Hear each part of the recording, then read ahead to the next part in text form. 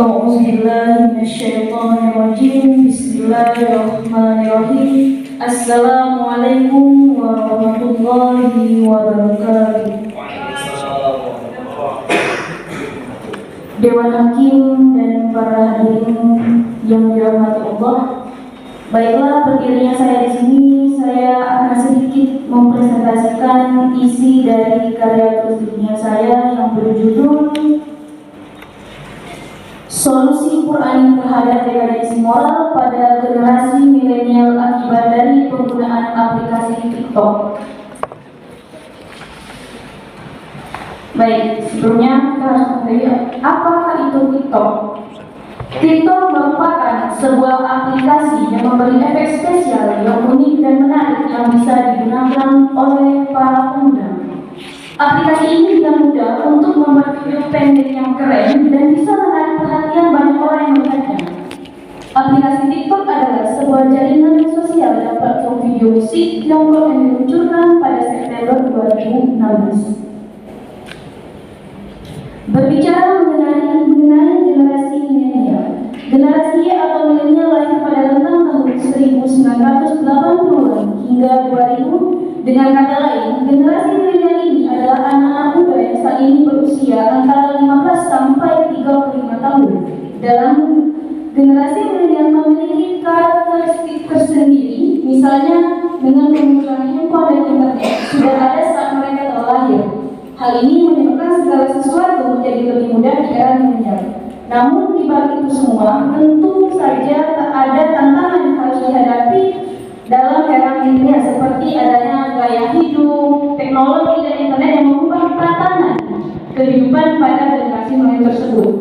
Dengan itu mereka memiliki cara tersendiri untuk meluangkan ekspresi mereka yang tidak bisa lepas dari hiburan dan teknologi, terutama internet.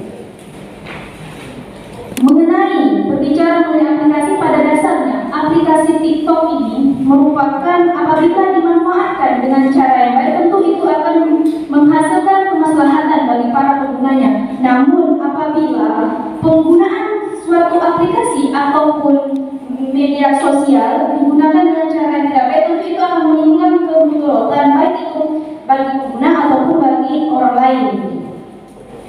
Di dalam TikTok sendiri memang tidak semuanya berisi tentang konten-konten ataupun tayangan-tayangan yang tidak baik.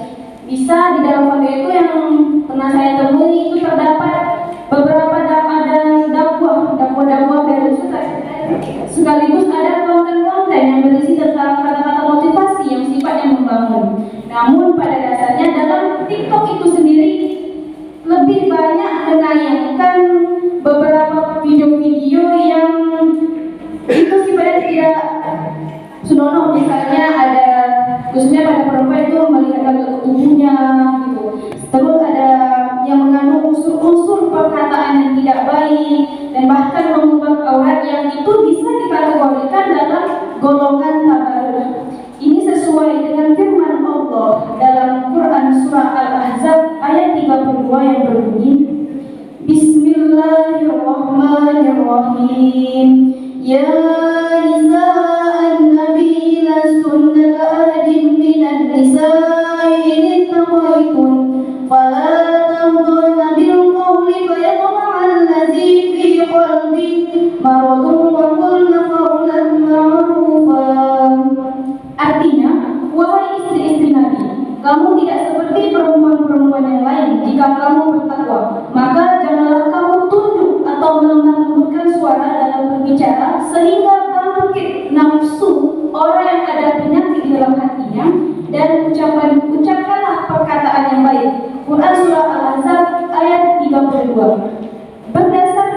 Ayat ini berdasarkan tafsir Al-Ibris dalam karya Bisri Mustafa menjelaskan bahwa adanya anjuran kepada wanita terhadap laki-laki itu bagaimana caranya, begitu seperti berbicara tidak menghaluskan suara yang bisa membangkitkan nafsu lawan jenis saat berkomunikasi.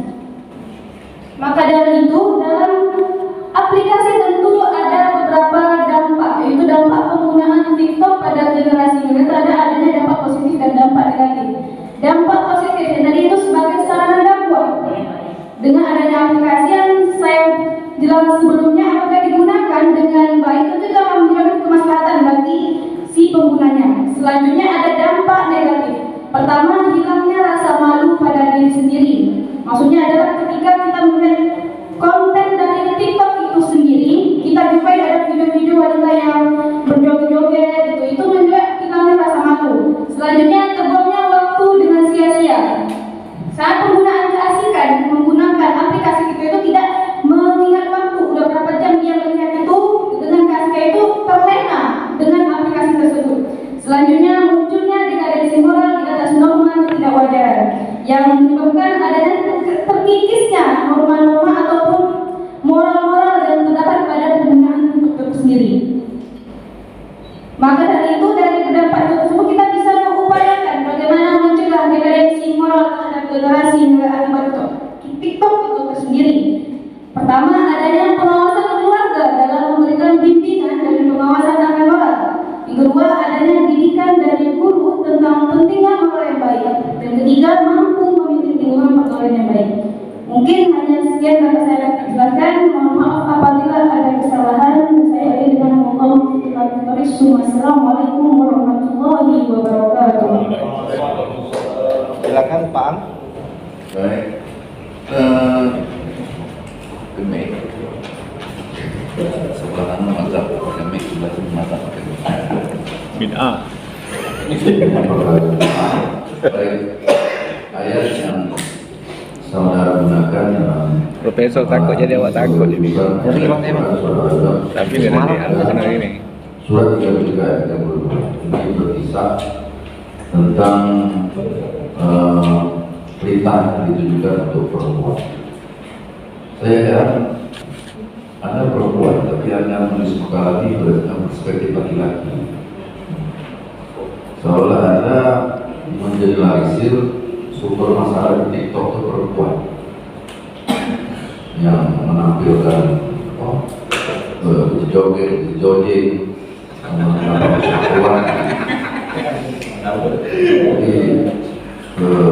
bagaimana? Ya kan? Padahal Quran menyuruh juga laki-laki, perempuan tidak mau mempertaubat, laki-laki menahan pandangan. Ya kan? Kami sebetulnya laki-laki suku, cuma kami berupaya untuk menahan pandangan dan perspektif itu tidak dilihat. Gimana? Oke Pak, terima kasih atas pertanyaannya itu. Di dalam hal ini itu lebih mengkhususkan kepada perempuan Pak. Jadi tugasnya kepada laki-laki apabila ada masuk komen terhadap TikTok ya, itu bisa scroll itu ke bawah ke atas gitu aja bahwa video itu tidak baik untuk dipertontonkan. Dengan kata lain bisa menundukkan pandangan atau tidak melihat video-video tersebut yang bisa menggunakan syahwat tentunya pada khususnya yang laki melihat itu Pak. Ternyata kali tengok gila ya. Itu kan ini cerita maksiat ini dah yang menanti. Dengan pada masa Rasulullah maksiat ada semakin parah. Sampailah zaman sekarang ini. Nah, solusi yang Anda tawarkan itu menurut saya tidak terlalu komprehensif gitu. Hanya melihat perspektif perempuan saja, bagaimana perspektif laki-laki. Ini maksiat ini sampai kiamat bisa diingatkan. Nah, solusi Quran itu seperti apa dalam menyikapi TikTok ini? Baik Pak, mengenai solusi dari Quran itu ya kita bisa dalam beberapa faktor itu dari dua faktor. Karena dari faktor internal itu dalam diri sendiri itu kita menjaga tingkat ketakwaan kita kepada Allah Taala dan menyadari bahwa apapun yang kita lakukan itu selalu dan senantiasa diawasi oleh Allah Taala. Selain itu kita bisa penggunaan TikTok itu sendiri kita bisa men-setting konten-konten yang pantas apa tidak untuk dipertontonkan gitu Pak. Oke, silakan. Terima kasih Pak. Terima kasih. Saya membaca memang saudara ini terlalu negatif terhadap aplikasi ini.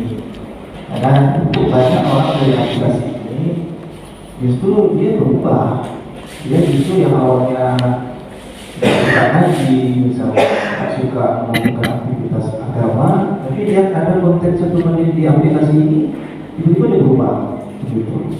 Maka itu maaf saja Anda terlalu negatif pada aplikasi ini. Yang kedua sebenarnya ada teori mengenai itu, ini seakan-akan Anda sebenarnya sudah mempromosikan gratis aplikasi ini, sehingga orang jadi penasaran apa ya aplikasi ini. Akhirnya banyak orang akan mengunduh aplikasi ini. Saya pun jadi penasaran juga ya aplikasi ini begitu. Apakah betul yang saudara sampaikan bahwa ini benar-benar memberikan efek negatif terhadap penggunaan TikTok itu begitu. Itu yang pertama. Yang kedua, saya minta kepada beberapa peserta dan seterusnya jika jadi terbukalis, cobalah kalau seandainya mengutip tokoh yang muslim lah seperti itu, atau juga dalam konteks di makalah saudari ini ada fatwa Majelis Ulama Indonesia yang membuat hal seperti ini tentang nomor 24 tahun 2017 begitu di poin 4-nya ya, menyebarkan materi pornografi, kemaksiatan dan segala hal yang dilarang oleh syariat. Jadi ada, jika Al-Quran tidak ada maka ada penjelasan hadis, jika tidak ada maka ada kias, ijma begitu. Nah, disisipkan fatwa-fatwa para ulama kita. Itu jangan-jangan ada satu kelompok yang pro terhadap pengobatan ini begitu. Kan begitu kan? Nah, jadi ada hal-hal yang dimasukkan tentang kias begitu. Nah, saya ingin minta kepada saudara ya untuk berikan hal yang konkret lah. Kalau seandainya ada lagi yang bagus dari aplikasi ini. Baik Pak, terima kasih atas pertanyaannya Pak. Mengenai aplikasi TikTok ini sendiri, saya sebagai pengguna aplikasi TikTok itu, saya merasa dalam penggunaan TikTok ini tidak sepenuhnya itu memiliki sifat negatif. Tentu di situ ada sifat positif juga. Yang saya pernah temui itu adalah saya melakukan konten dakwah yang jujur saya juga dengan konten itu bisa mendorong saya untuk termotivasi untuk melakukan hal-hal yang baik itu Pak. Gitu Pak. Ada sisi positif. Ada Pak. Ya, dan terakhir ya, saya minta khutbahnya tolong dirapikan untuk yang depan. Ya akan ada model-model atau apa ini kan kadang hotelnya di awal, kemudian baru B-nya nomor 2, sementara B sama L kan cuma B gitu, abjadnya gitu. Terus saja. Baik Pak, terima kasih Pak. Terima kasih. Baik, terima kasih. Saya agak sedikit alergi sih sebenarnya ya dengan solusi Qur'ani, tapi ternyata tidak ada. Ya, solusi Qur'ani berarti ada solusi yang harusnya ditawarkan. Bagusan banyak dekadisi moral pada generasi milenial akibat penggunaan aplikasi TikTok, namanya perspektif Al-Quran, namanya kayak apa gitu. Tapi kalau solusi Qur'ani, solusinya saya cari-cari sampai ke belakang-belakang saya cari nggak ada, karena memang belakang tidak ada, kosong saja. Yang kedua, ada sebenarnya tulisan saya di Riau Post itu namanya media sosial berwawasan nilai. Jadi kelihatan kalau seandainya TikTok ini tidak semua kok, seperti dikatakan tadi, TikTok itu tidak semuanya positif, tidak semuanya negatif. Harus juga sama dengan yang sebelumnya, dipilah dulu TikTok yang seperti apa. Mungkin positif tapi membahayakan, umpamanya ngambil tempatnya itu di tol umpamanya, atau yang sebagainya. Kemudian tidak hanya sekedar TikTok, mungkin yang lain juga banyak. Yang kedua, ayat yang digunakan juga saya untuk kaitannya untuk mencari solusi milenial TikTok ini nggak tahu juga. Coba Anda buka pada untuk yang lainnya juga ini ya. Saya karena ke semuanya ini penggunaan EYD itu tidak tepat. Coba Anda lihat dampak penggunaan TikTok tadi. Back. Terus. Oke, coba. Dampak negatif, coba tengok. Ini kan kapitalisasi nih. Ini kapitalisasi nih apa namanya? Hilangnya rasa malu. Pada itu huruf besar atau enggak? Nah, itu terbangnya waktu dengan di atas norma. Kan ada apa namanya kapitalisasi itu mana yang harus besar. Bahasa juga begitu, banyak sekali ada persoalan. Dan terakhir saya ingin kita semuanya jangan, saya khawatir ini kata adalah doa. Jadi dalam ketidakseriusan saya juga serius hari ini karena saya tidak suka menggunakan istilah generasi Y, generasi Z. Setelah Z apa generasinya lagi? Nggak ada. Kalau itu sebentar lagi kiamat. Berarti Anda kepingin untuk supaya Allah Subhanahu wa taala kiamat. Sudahlah generasi era tahun berapa gitu aja. Kenapa terlalu lata, orang itu nggak ngerti. Generasi Y berarti generasi yang diambang kiamat. Generasi Z generasi penjemput kiamat. Setelah generasi Z habislah sudah. Apakah kemudian harus akan ada nanti umpamanya generasi AAA, ABAB atau B plus atau B minus? Jadi kan aneh. Jangan kita yang orang ngerti ini menggunakan bahasa yang apa.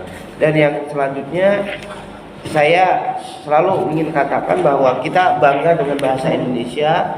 Jangan menggunakan bahasa yang menurut saya itu bukan bahasa kita. Jadi kalau seandainya umpamanya oversharing, apa bahasanya ya, atau mungkin overhaul atau apa namanya ya, pakai bahasa yang kita punya lah. Kita nih kaya kok. Bahasa Inggris tuh miskin tuh bahasanya. Bahasa Arab juga miskin juga bahasanya. Tapi untuk bahasa Quran tidak, bahasa Arab. Apa namanya? Durian apa Pak? Bahasa Arabnya? Durian. Rambutan, rambutan. Bapak yang punya rambut ini kan kacau nih. Bapak yang punya duri ini. Saking tak punyanya kita ada durian, ada dian. Atau bahasa yang lain yang nggak tahu lagi. Jadi oleh karena itu saya harapkan ini bisa dipahami untuk ke depan. Mana tahu Anda akan ikut tahun yang akan datang. Tahun yang akan datang bukan hanya untuk ke provinsi, tapi untuk kabupaten bisa saja ikut. Yang akan datang untuk memperbaiki kualitas. Ini generasi Z saya sangat kurang senang saya menggunakan generasi Z ini. Ini generasi terakhir penjemput kiamat ini, generasi penjemput kiamat. Barangkali demikian, silakan tutup. Baiklah, terima kasih. Mungkin hanya ini dapat saya sampaikan. Lebih dan kurang maaf. Dan saya dengan wabillahi taufiq. Wassalamualaikum warahmatullahi wabarakatuh.